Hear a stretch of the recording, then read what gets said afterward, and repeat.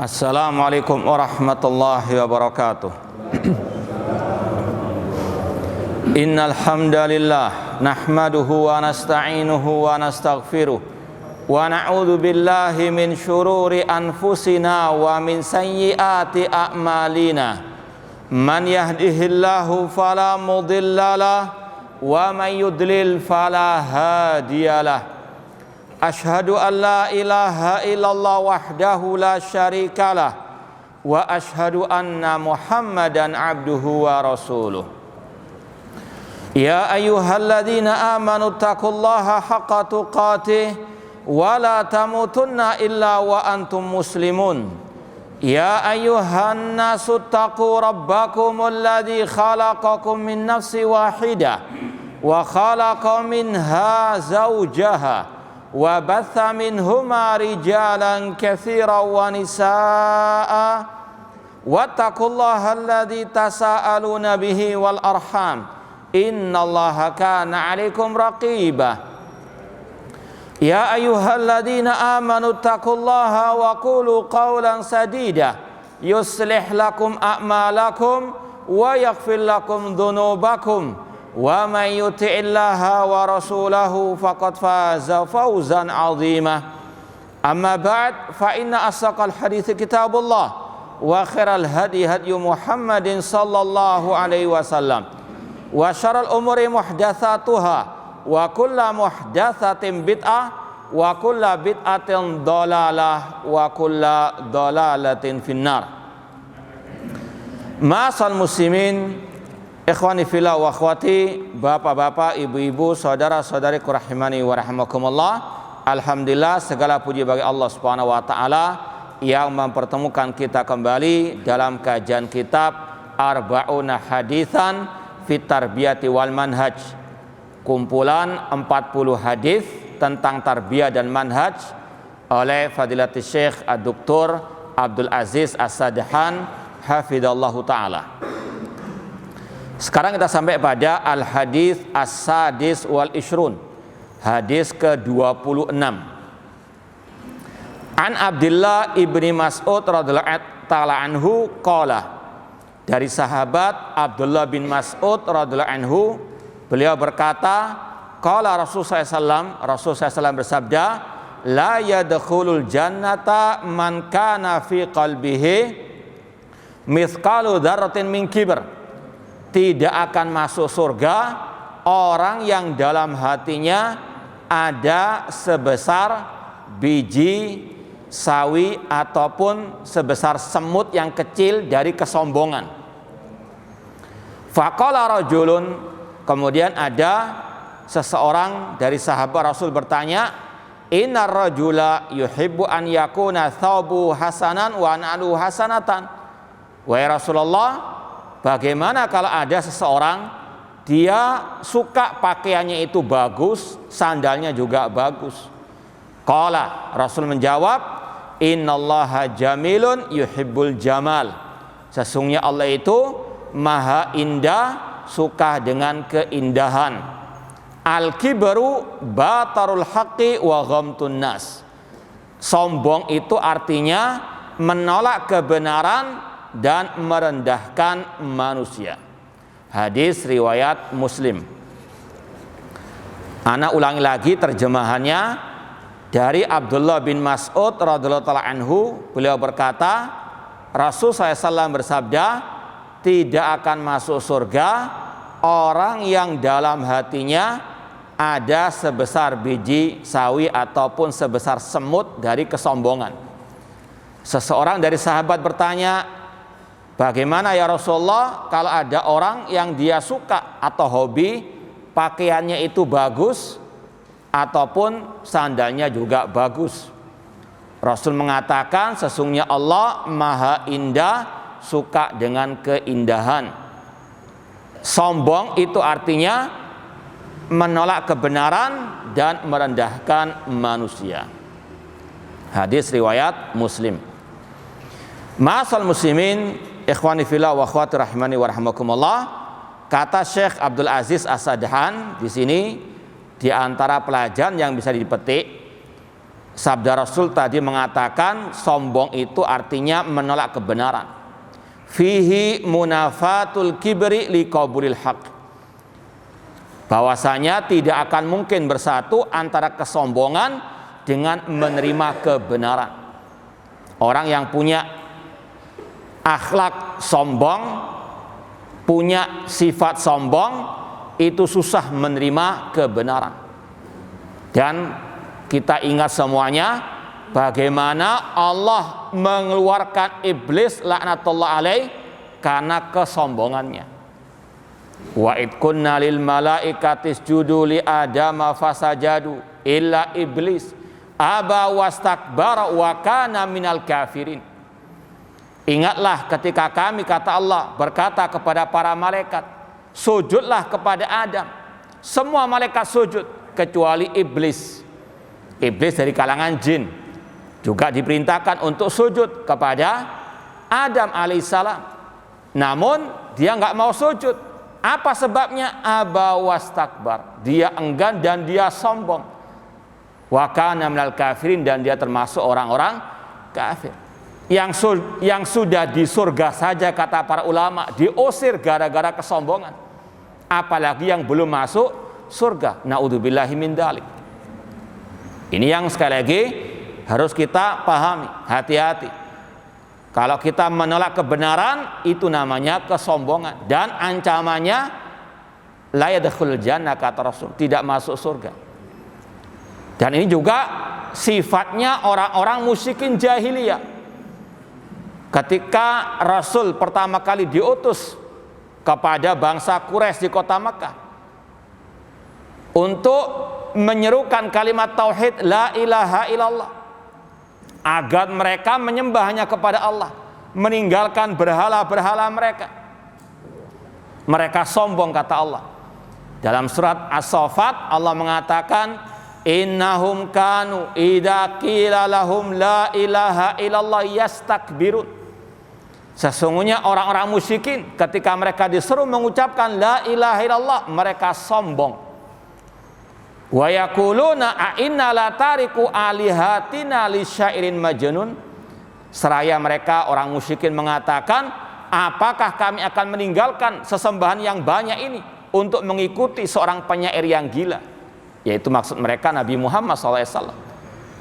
Ini kesombongan orang musyrikin jahiliyah, tidak mau mengesahkan Allah dalam ibadah. Mereka sombong, kata Allah, yastakbirun. Maka seorang muslim muslimah wajib menjauhkan diri dari sifat al-kibr, sombong. Apa sombong itu? Yaitu tadi, menolak kebenaran. Disampaikan Al-Quran dan Sunnah Rasulullah SAW yang sahih, disampaikan ucapan para ulama salafus saleh, dengan entengnya mengatakan, ya, saya lebih pegang ucapan ustaz saya, kiai saya, naudzubillah min dzalik. Ini al-kibr, sombong. Hati-hati. Sudah jelas kebenaran, sudah jelas firman Allah, sabda Rasul, namun masih ditentang dengan akal misalnya. Wah, ini nggak masuk akal. Ya. Wah, ini ajaran orang Arab. Naudzubillah min dzalik. Ini sombong, al-kibr. Ya. Sekali lagi, ancamannya la yadkhulul jannah, tidak masuk surga orang yang dalam hatinya ada sebesar biji zarrah. Sebagian ulama mengatakan zarrah itu semut, ya. Kemudian kata Syekh, wa qalu wa ghamtun nas, di antara makna sombong juga yaitu merendahkan manusia. Karena sekarang sudah punya jabatan, sekarang punya kedudukan, punya mobil mewah, rumah mewah. Mungkin yang dulunya satu perjuangan, satu alma mater mungkin diremehkan karena status sosialnya. Naudzubillahi min dzalik. Ini sekali lagi wa ghamtun nas, merendahkan manusia. Fihi azimud dararil kibr. Kata Syekh, di dalam hadis tadi ada juga bahaya kesombongan. Sombong bukan hanya menolak kebenaran, namun bahayanya merendahkan manusia. Wa annahu laisa maksuran ala dharari sahibihi. bukan hanya mencelakakan dirinya, bahkan juga mencelakakan orang lain, meremehkan orang lain, merendahkan orang lain. Dan dari situ sampai kepada naudzubillah min dalik, mencaci makinya. Wailul likulli humazatin lumazatan pahak. Ini sekali lagi bahaya al-kibr. Iblis sekali lagi dikeluarkan dari surga karena kesombongannya, apalagi yang belum masuk surga, kata para ulama.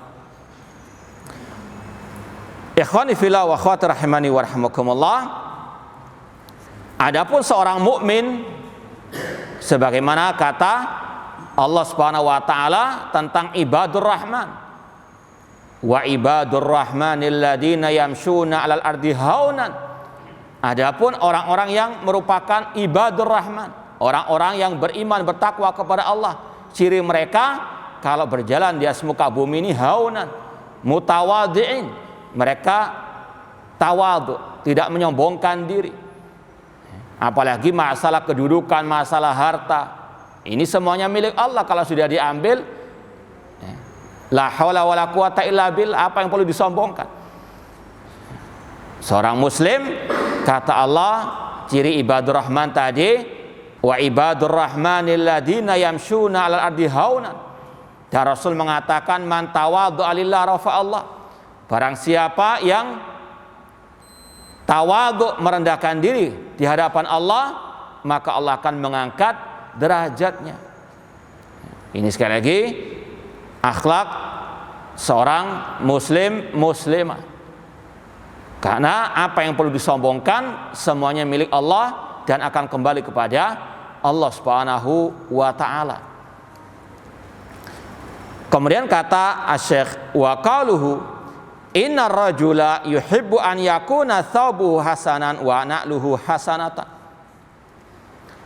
Ya Rasulullah, bagaimana kalau ada seseorang yang dia suka pakaiannya bagus, demikian pula dengan sandalnya bagus, apakah itu termasuk kesombongan? Ini untuk menghilangkan sifat al-kibr tadi. Kata Rasul, itu bukan kesombongan. Namanya kesombongan tadi menolak kebenaran, merendahkan manusia. Adapun orang berpakaian bagus, dan ini bukan secara mutlak ya, memang ada orang yang berpakaian bagus untuk disombongkan, atau mungkin memakai aksesoris apalah. Ini kembali kepada innamal a'malu bin niat. Sesungguhnya amal tergantung kepada niat. Cuma secara asal tidak ada masalah. Orang berpakaian bagus atau mungkin punya rumah bagus, punya kendaraan bagus, tidak ada masalah. Apalagi niatnya untuk bersyukur kepada Allah, menampakkan nikmat Allah. Cuma memang bedanya tipis antara yang riya untuk dipamerkan, dipuji oleh manusia, dengan yang memang niatnya sebagaimana kata Allah, wa amma bi ni'mati rabbika fahadits. Adapun tentang nikmat Allah ceritakan, tidak ada masalah. Cuma sekali lagi hati-hati dengan hati. Ya. Asyaitan selalu apa? Mengincar manusia, mencari celah bagaimana menjatuhkan manusia ke dalam riya, sombong dan seterusnya. Maka perlu terus introspeksi diri. Namun secara asal tidak ada masalah. Orang itu memiliki pakaian, sandal ataupun lebih dari itu yang bagus, namun tetap intinya menjaga hati, jangan sampai untuk dipamerkan, disombongkan kepada manusia. Ma'asal muslimin ikhwani fillah wa akhwati rahimani wa rahmakumullah, dari ucapan sahabat tadi kata beliau, fihi wara'us sahabati radhiyallahu anhum wa khafuhum minal wuqu' fil kibr. Ketika sahabat bertanya, ya Rasulullah, kalau ada seseorang berpakaian bagus, sandalnya bagus, bagaimana? Ini menunjukkan waroknya sahabat Rasulullah SAW. Artinya ada kekhawatiran, ketakutan para sahabat jangan sampai jatuh ke dalam yang diharamkan oleh Allah Subhanahu wa taala. Dan ini menunjukkan bagaimana tawadhu'nya para sahabat. Mereka manusia yang termulia di atas muka bumi ini setelah para nabi, para rasul. Khairun nasi qarni. Kata Rasul, sebaik-baik manusia adalah generasiku, yaitu para sahabat. Meskipun demikian mereka tidak sombong. Mereka bahkan masih khawatir jangan sampai perbuatan mereka itu salah atau keliru. Mereka bertanya kepada Rasulullah SAW. Bahkan kata sebagian tabi'in, adraktu salasina min sahabati Rasulullah SAW kulum yakhafuna minan nifaq. Aku mendapati atau menjumpai 30 dari para sahabat Rasulullah SAW dan semuanya takut kemunafikan. Ini para sahabat Rasulullah SAW yang Allah banyak memuji mereka dalam Al-Quran. Mereka takut kemunafikan, takut jatuh ke dalam hal-hal yang menyimpang. Ini yang perlu untuk kita tiru, untuk kita ikuti jejak mereka. Meskipun tidak mungkin kita sama dengan para sahabat, paling tidak mengikuti jejak mereka. Sebagaimana kata seorang penyair, tashabbahu bil kirami illam takunu mislahum. Ikutilah jejak orang-orang yang mulia, meskipun engkau nggak mungkin sama persis dengan mereka. Namun paling tidak, kata penyair tadi, innat tashabbu bil kirami falahu. Menyerupai orang yang baik, yang mulia, itu suatu keberuntungan, suatu kesuksesan kalau kita mengikuti jejak orang-orang yang sukses, yang mulia, apalagi di akhirat. Semoga Allah mengumpulkan kita dengan para sahabat di surga kelak. Ini menunjukkan tawaduknya, waraknya para sahabat Rasulullah SAW. Mereka masih khawatir jangan sampai mereka jatuh ke dalam hal-hal yang terlarang. Bahkan lebih dari itu, Al-Khalifatul Rasyid Umar bin Khattab, seorang khulafa rasyidin yang pasti masuk surga. Seorang muslim, apalagi ahli sunnah, wajib meyakini al-khulafa ar-rasyidun, Abu Bakar, Umar, Utsman dan Ali pasti masuk surga. Karena Rasul mengatakan demikian. Abu Bakar fil jannah, Umar fil jannah, Utsman fil jannah, Ali fil jannah. Rasul yang mengatakan demikian, dan itu wahyu dari Allah Subhanahu wa taala. Kita wajib meyakininya. Meskipun demikian, Umar bin Khattab radhiyallahu anhu ketika mengetahui Hudzaifah bin Yaman diberitahu oleh Rasul tentang nama-nama orang munafikin, Umar bin Khattab pun mengejar Hudzaifah bin Yaman, bertanya apakah beliau termasuk orang munafik tersebut. Ini sekali lagi bagaimana tawaduknya para sahabat Rasulullah SAW. Ya, ini yang perlu sekali lagi untuk kita ikuti. Demikian pula dalam masalah menerima kebenaran tadi, Umar bin Khattab juga salah satu contohnya. Ya. Suatu saat ada seorang sahabat mengetok pintu rumah beliau. Beliau mungkin di dalam masih sibuk, nggak sempat membukakan pintu. Sahabat tadi pergi, beliau pun mengejar. Kemudian beliau bertanya, kenapa engkau nggak ngetuk pintu terus sampai aku bukakan? Kata sahabat tadi, Rasul SAW bersabda, idza sta'dzana ahadukum salasan falam yu'dzan falyarji. Apabila salah seorang di antara kalian meminta izin masuk bertamu, mengetok pintu sampai 3 kali tidak dibukakan, pulang. Jangan terus gedar-gedor aja. Ya. Kata Umar bin Khattab, apakah ada seorang saksi yang lain yang mendengarkan sabda Rasul tersebut dari Rasul sallallahu alaihi wasallam? Ya. Maka didatangkanlah seorang sahabat yang istilahnya junior, ya, yang jauh kedudukannya dari Umar bin Khattab, untuk apa? Menyampaikan sabda Rasul tadi. Umar bin Khattab pun apa? Menerima sabda Rasul tersebut, meskipun dari yang junior dari para sahabat Rasul sallallahu alaihi wasallam. Ini para sahabat dahulu menerima kebenaran. Yang penting sampai hujjah kepada mereka sami'na wa ata'na, nggak ngeyel, nggak ngeles ke sana kemari, atau menambah penyimpangan-penyimpangan, kesalahan-kesalahan yang lain. Naudzubillah min dzalik. Ada cerita juga yang menarik dari Syekh Muhammad bin Shalih Al-Utsaimin rahimahullah taala. Beliau pernah suatu saat secara global keliru dalam mengucapkan tentang sifat kebersamaan Allah dengan makhluk. Kalau dalam bahasa Arabnya sifat ma'iyatullah dzatiyah, kata beliau bahwasanya Allah itu bersama dengan hambanya. Ada kata-kata dzatiyah. Ini kata-kata yang bisa ditarik ke sana kemari. Ya. Meskipun maksud beliau ingin menekankan Allah bersama kita secara hakiki, namun dengan ilmunya. Wa huwa ma'akum aina ma kuntum. Dia bersama kalian di mana saja kalian berada. Kata beliau, betul Allah bersama kita, tapi dengan ilmunya. Tidak manunggaling kaula Gusti bersatu dengan hambanya. Ada kata-kata yang dzatiyah, keliru. Di situ ada seorang ulama dari ulama besar juga di Arab Saudi membantah habis-habisan hanya kata-kata dzatiyah tadi. Ya.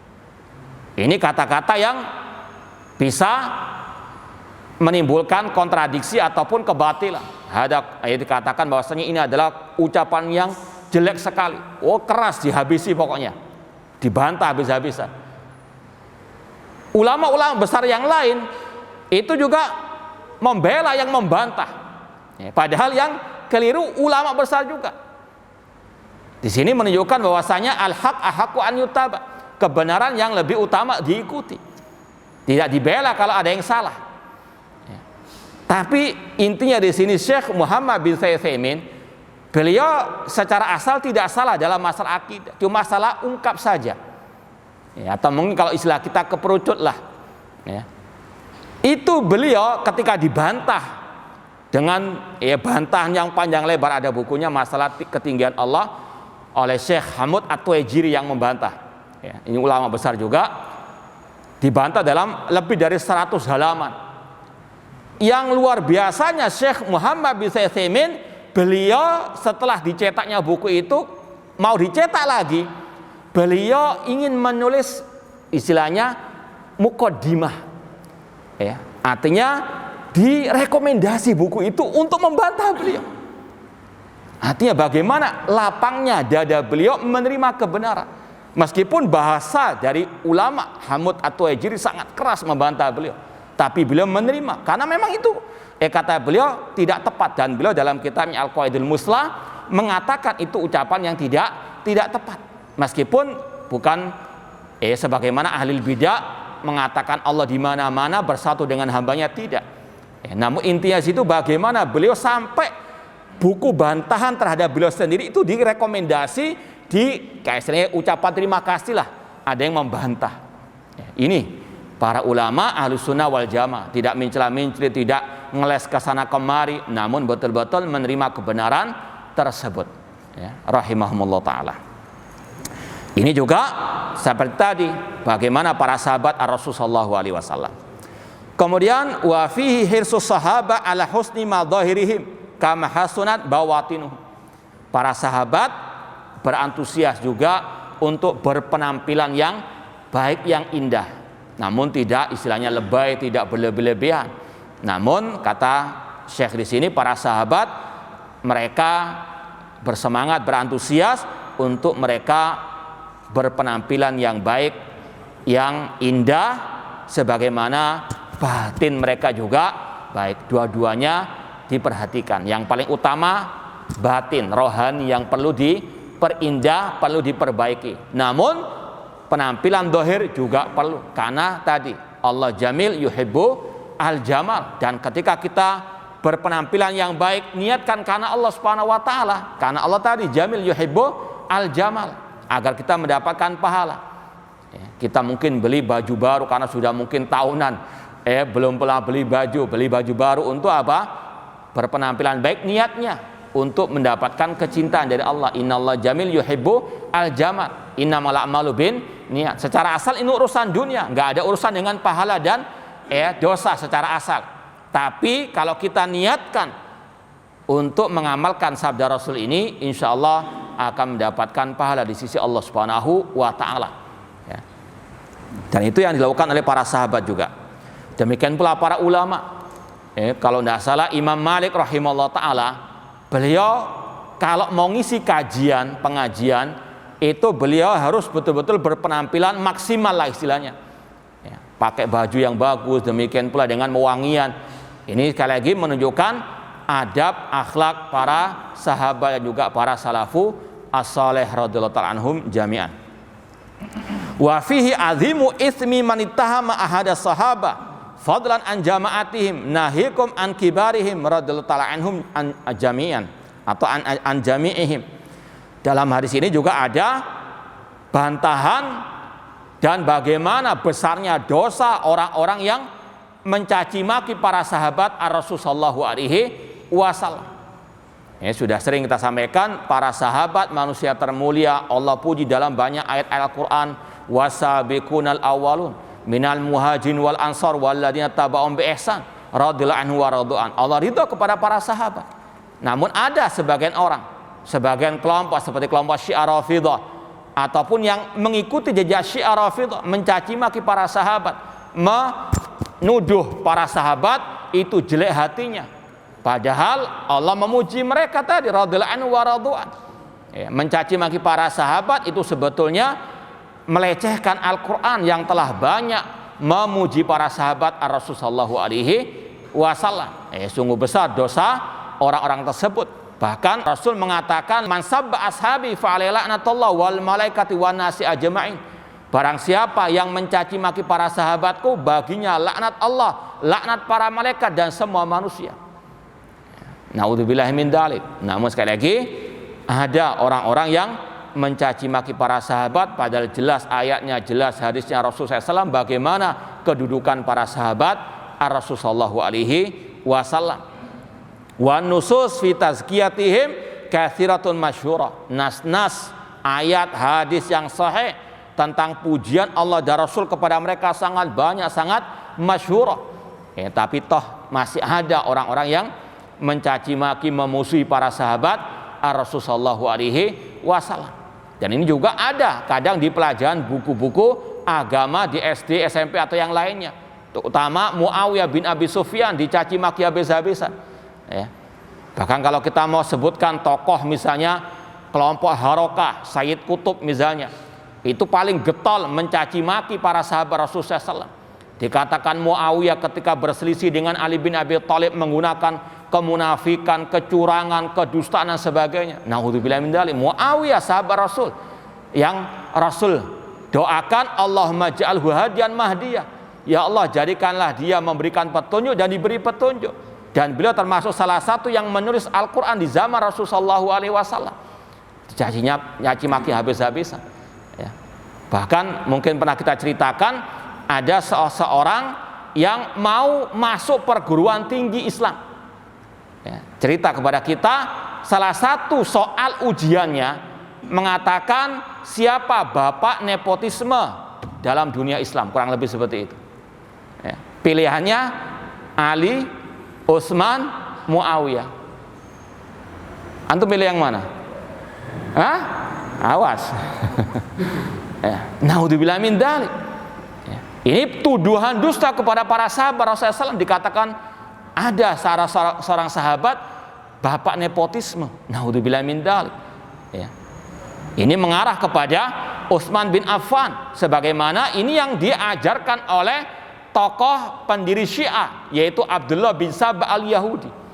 Abdullah bin Saba al-Yahudi ketika memprovokasi masa pada waktu itu menyampaikan syubhat ini, Utsman nepotisme. Ya.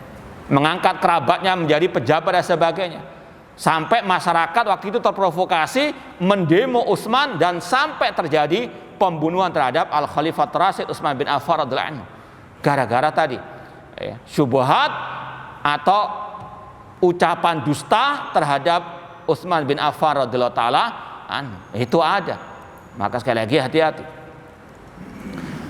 Kemudian kata Syekh, wa fihi anna ala du'atil khair al inaya bi husni madhahirihim. Wajib bagi dai kebenaran untuk mereka juga berpenampilan yang baik, yang indah. Ya, jangan ceramah istilahnya kumus-kumus dan seterusnya, pakaiannya compang-camping. Ya, penampilan yang bagus untuk juga menghormati majelis al ilmu yang para malaikat juga hadir, kata Rasul sallallahu alaihi wasallam seperti yang dicontohkan oleh Imam Malik tadi. Ya. Wa min babi awla al inaya bi husni bawatinihim. namun juga yang lebih utama memperhatikan keindahan rohani ataupun batin. Wa qalu innallaha jamil yuhibbul jamal. Adapun sabda Rasul, Allah itu jamil, Allah itu indah, suka dengan keindahan. Fihi wasfullahi ta'ala bil jamal. Ahlussunnah wal jamaah memiliki akidah yaitu wajib menetapkan semua sifat-sifat Allah yang Allah tetapkan di dalam Al-Quran atau yang ditetapkan oleh Rasulullah SAW dalam hadis-hadis yang as-sahih. Di antaranya ini, Allah disifati oleh Rasul dengan keindahan. Innallaha jamil, Allah itu maha indah. Ini nama Allah Al-Jamil.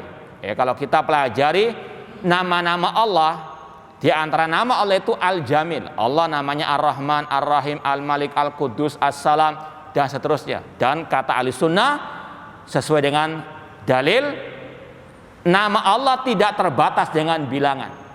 99 nama Allah itu hanya sebagian. Di antaranya nama Allah Al-Jamil. Ahlussunnah wal jamaah menetapkan Allah punya nama Al-Jamil berdasarkan hadis tadi. Dan setiap nama Allah pasti mengandung sifat Allah. Allah punya nama Ar-Rahman, sifatnya Ar-Rahmatu.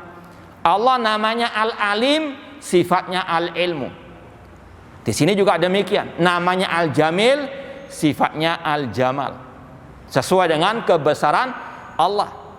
Ahlussunnah mengatakan wajib menetapkan semua nama-nama dan sifat-sifat Allah yang Allah tetapkan bagi dirinya di dalam Al-Quran atau yang ditetapkan oleh Rasulullah SAW dalam hadis yang sahih, tanpa diserupakan dengan sifat makhluk, tanpa dibayang-bayangkan, tanpa diselewengkan maknanya, dan tanpa dinafikan. Contoh yang lain, Allah punya sifat tinggi di atas arsy. Ya, dalilnya banyak sekali. Ar-Rahman 'alal arsy istawa. Dalam 7 ayat Allah mengatakan Allah istawa. Kata ulama tabi'in yang bernama Mujahid, Abul Aliyah, dan ini dinukil oleh Imam Bukhari dalam sahihnya, istawa artinya ala wartafa. Allah tinggi di atas arsy sesuai dengan kebesarannya, tidak sama dengan makhluk. Ini akidah Ahlussunnah wal Jamaah. Ya.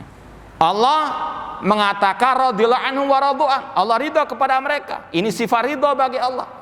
Ahlussunnah menetapkan sesuai dengan kebesaran Allah, enggak sama dengan makhluk. Karena Allah mengatakan laisa kamitsli syai'un wa huwas samiul basir. Allah tidak ada sesuatu yang serupa dengannya dan Dia Maha mendengar lagi Maha melihat. Walam yakul lahu kufuwan ahad. Rasul mengatakan yanzilu rabbuna tabaraka wa ta'ala. Allah turun ke langit dunia pada sepertiga malam terakhir. Ahlussunnah mengatakan sami'na wa shadaqna. Kita dengarkan dan kita benarkan. Turun ke langit dunia sepertiga malam terakhir sesuai dengan kebesaran Allah. Enggak sama dengan turunnya makhluk, selesai.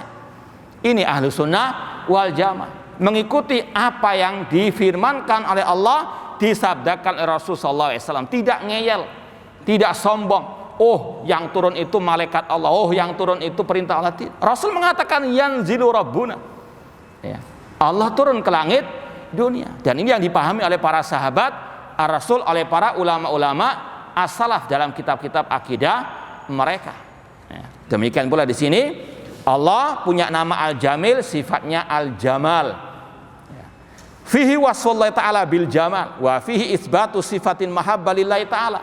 Demikian pula dalam hadis ini ada penetapan sifat Allah cinta. Dalam hadis dikatakan tadi yuhibbul jamal, Allah maha indah, suka dengan keindahan, cinta dengan keindahan. Sifat Allah al-mahabbah, Allah cinta. Sesuai dengan kebesarannya, enggak sama dengan sifat makhluk dan tidak boleh dibayang-bayangkan bagaimananya. Kata Imam Malik ketika ditanya oleh seseorang kaifastawa, bagaimana Allah itu istiwa di atas arsy? Imam Malik mengatakan al-istiwa maklum. Makna istiwa, sifat-sifat Allah sudah dipahami, apalagi lewat bahasa Arab. Wal kaifu majhul, bagaimananya istiwa Allah, sifat Allah tidak ada yang tahu, karena itu masalah gaib. Wal imanu bi wajib, mengimani Allah istiwa, mengimani sifat-sifat Allah itu wajib, karena itu bagian iman kita kepada Al-Qur'an. Wasu'al anu bid'ah, adapun bertanya bagaimananya sifat Allah itu bid'ah. Karena apa? Para sahabat yang mereka antusias bertanya tentang ilmu agama tidak pernah bertanya bagaimananya sifat Allah Subhanahu wa taala tersebut. Kemudian wa fihi al-hirsu ala fi'li ma yuhibbullah taala. Di dalam hadis ini juga ada anjuran untuk melakukan hal-hal yang memang dicintai oleh Allah Subhanahu wa taala. Di antaranya tadi berpenampilan yang baik, yang indah. Namun sekali lagi tidak berlebih-lebihan ya. Seperti misalnya orang memakai pakaian yang di luar kebiasaan masyarakat setempat. Contoh ya, kalau antum umrah atau haji pernah melihat orang-orang ya sebagian wilayah Afrika itu kalau pakai baju ya, di daerah Singkiti itu apa namanya lengan ini ya, ini panjang sekali, kambing bisa masuk itu ya. Tiba-tiba datang dari Madinah umrah pakai baju itu, naudzubillahi min dzalik. Ini namanya pakaian syuhra, kata Rasulullah SAW, itu terlarang ya. Ingin bertampilan baik cuma apa? Berlebih-lebihan ya, di luar istilahnya nalar masyarakat pakai baju yang seperti itu. Sekali lagi, selayaknya memakai pakaian yang baik, tapi tidak boleh berlebihan, dan juga harus paham ilmu agama apa saja yang dibolehkan dalam Islam. Atau laki-laki memakai baju sutra dari sutra misalnya, ini juga terlarang karena itu sekali lagi diharamkan bagi laki-laki. Jadi selayaknya yang berpakaian bagus, berpenampilan bagus, namun tetap harus didasari oleh ilmu agama agar tidak kebablas. Yang terakhir, wa fihi at-ta'abbud lillahi ta'ala bi muqtada asma'i wa sifatihi. Seorang hamba diwajibkan beribadah kepada Allah sesuai dengan kandungan nama-nama Allah. Ini berkaitan dengan hadis inna lillahi tis'atan wa tis'ina isman. Allah memiliki 99 nama, man ahsaha dakhalal jannah. Barang siapa yang ahsaha, menghafalkannya, kemudian memahami maknanya dan mengamalkan kandungan atau konsekuensinya. Contoh tadi, Allah jamil, Allah itu maha indah, suka keindahan, maka kita beribadah kepada Allah dengan berpenampilan yang indah ya, tidak kumus-kumus, tidak compang-camping dan sebagainya, apalagi masuk ke majelis ilmu ya. Allah punya nama At-Tawwab, yang maha menerima tobat, maka konsekuensi kita yaitu beribadah kepada Allah dengan bertobat kepada Allah, yaitu dengan tadi menerima kebenaran dan seterusnya. Allah punya nama Ar-Razzaq, yang maha memberi rezeki, maka konsekuensi seorang muslim ketika memahami nama itu, dia hanya minta rezeki kepada Allah dan dia tidak takut untuk apa? Jatuh ke dalam tadi tidak punya rezeki dan sebagainya, padahal Allah Ar-Razzaq. Yang penting dia berusaha, bertawakal, pasti akan diberikan rezeki oleh Allah Subhanahu wa taala. Ini diantara makna ahsaha, barang siapa yang ahsaha maka dia masuk surga, yaitu memahami sifat nama-nama Allah yang 99 tadi, dan juga apa? Mengamalkan isinya ataupun konsekuensinya. Wallahu ta'ala alam. Ini yang bisa kita sampaikan. Semoga Allah menjauhkan kita dari sifat al-kibr, sombong, dan semoga Allah mengumpulkan kita di surganya kelak. Nah, kalau ada yang mau ditanyakan silahkan. Nah, Assalamualaikum warahmatullahi wabarakatuh. Mau tanya, kalau sholat pakai parfum, apa parfumnya itu boleh yang dijual bebas? Iya, apakah boleh memakai parfum ketika sholat? Mungkin lebih spesifik pertanyaannya, parfum yang ada alkoholnya. Itu mungkin ya yang banyak dipermasalahkan. Wallahu alam, yang rajih alkohol tidak najis, tapi nggak boleh diminum ya. Karena dalilnya ya, para sahabat dahulu ketika turun ayat haramnya khamr, innamal khamru wal maisir wal ansab wal azlam rijsun fa min amali syaitan fastanibu, langsung para sahabat membuang istilahnya bejana-bejana atau tong-tong khamr di jalan-jalan kota Madinah sampai diibaratkan kota Madinah banjir minuman khamar. Ini para sahabat luar biasa tawaduknya menerima kebenaran, langsung sami'na wa ata'na, nggak ngeyel, langsung dibuang. Seandainya itu najis, nggak mungkin para sahabat membuang di jalan-jalan, karena dipakai lalu lalang orang untuk apa? Ke masjid. Itu kata para ulama salah satu dalil menunjukkan alkohol atau khamar itu sendiri tidak najis zatnya, tapi haram untuk diminum. Maka dari situ tidak ada masalah ya memakai wangian yang di situ ada alkoholnya. Wallahu taala alam. Nah, yang lain.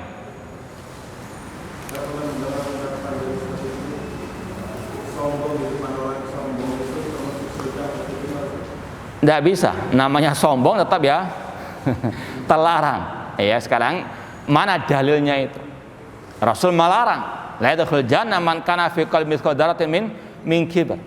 Ya, sekali lagi ucapan seseorang ditimbang lagi dengan Al-Qur'an dan Sunnah Rasul sallallahu alaihi wasallam. Nah, silakan yang mau tanya lagi.